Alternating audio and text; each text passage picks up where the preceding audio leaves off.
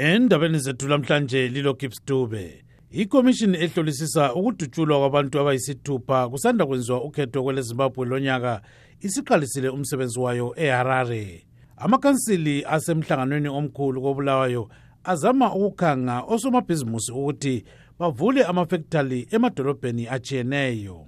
Intengo yempahla lokho ikhuphuka okumangalisayo kweleZimbabwe.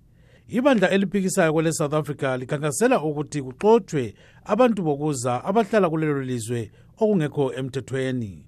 Ulive talk lamhla kuhlelo lwabatsha olwe The Connection sixoxa ngendlela abasekhulayo abaphila ngayo ngesikhathi umnotho welizwe ukugudeka okumangalisayo.